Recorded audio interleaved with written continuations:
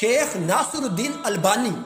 اپنے وقت کے بہت بڑے شیخ گزرے ہیں۔ ان کے پاس ایک خاتون آئی اور کہنے لگی کہ حضور میں اپنی شادی سے پہلے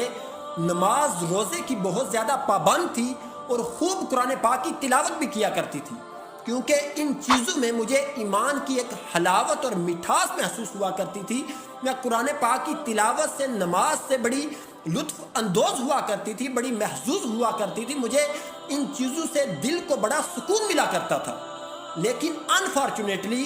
اب مجھے وہ ایمان کی حلاوت اور لذت محسوس نہیں ہو پاتی۔ اس کی کیا وجہ ہے؟ تو شیخ البانی نے اس خاتون سے پوچھا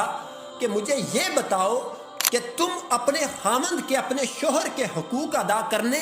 اور اس کی بات ماننے میں کس قدر اہتمام کرتی ہو؟ وہ عورت بڑی حیرت سے پوچھنے لگی کہ شیخ محترم، میں نے آپ سے قرآن پاک کی تلاوت، نماز روزے کی پابندی اور اللہ تعالیٰ کی فرما برداری کی حلاوت کے بارے میں پوچھا ہے، لیکن آپ مجھ سے میرے شوہر کے بارے میں استفسار کر رہے ہیں۔ تو اس پر شیخ البانی فرمانے لگے کہ میری بہن، بات کچھ اس طرح ہے کہ بعض خواتین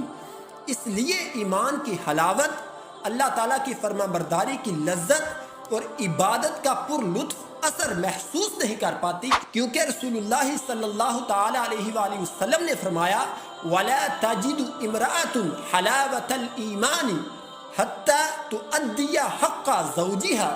کہ کوئی بھی عورت اس وقت تک ایمان کی حلاوت، ایمان کی لذت محسوس نہیں کر سکتی